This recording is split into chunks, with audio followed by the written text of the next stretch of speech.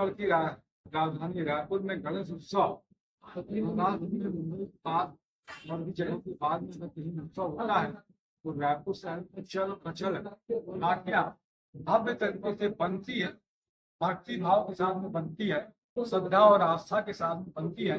लेकिन कुछ समय से ये देखा जा रहा है कि कुछ विधर्मी या जो धर्म को नहीं जानते हैं वो लोग जातियों में भी जब जातियों आचरण गणेश जी के साथ में भक्ति के साथ में मजाक करते हैं, मस्ती का विषय समझते हैं, शराब का सेवन करके जातियों पर नाचते भी हैं और बहुत सारे क्रियाकलाप उसके साथ में करते हैं।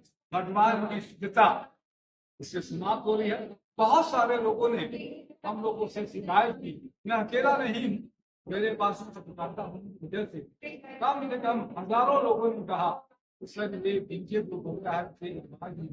ये भक्ति नहीं है, ये जो शराब का सेवन करना है, जो नशा करते हैं, ये भक्ति नहीं है। भगवान की भक्ति कीजिए और दूसरे जो लोग मूक दर्शकों को देख रहे हैं उनको भी देखना नहीं चाहिए, प्रतिरोध करना चाहिए। बात कह सकते हैं कि संस्कृति थे जो इस तरीके से काम कर रहे हैं। क्या कुछ कहेंगे अश्विन जी, इस तरीके की परंपरा अच्छी बात नहीं है? धार्मिक किसी भी धार्मिक त्योहार की आड़ में इस तरह का मदिरा सेवन और इस तरह की वस्तुओं का सेवन करना और हृदय से उसमें उन्माद नहीं होती, इन वस्तुओं का सेवन करके उन्माद को क्रिएट करना। और मूल स्थिति ये रहती है कि इसमें धार्मिक भावना कहीं रहती नहीं है, धार्मिक भावना का पूर्णतः अभाव रहता है। ये व्यसनी लोग जो है इस अवसर की खोज में रहते हैं, जो कि पूर्णतः गलत है।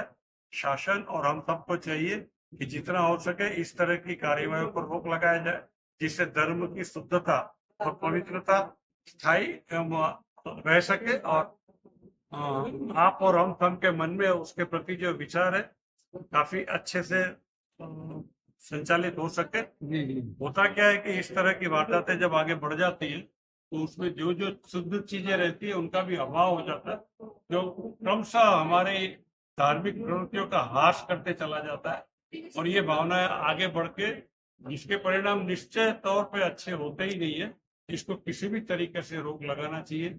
शासन और प्रशासन एवं समाज, हम सभी का ये कर्तव्य है कि इस तरह के व्यसनों की रोक इस प्रकार के आयोजनों में वर्जित रोक लगानी चाहिए, वर्जित करनी चाहिए। और जितने भी धार्मिक प्रसंग है उसकी शुद्धता बरकरार रखनी चाहिए। हमारे साथ में जितेंद्र जी दोषी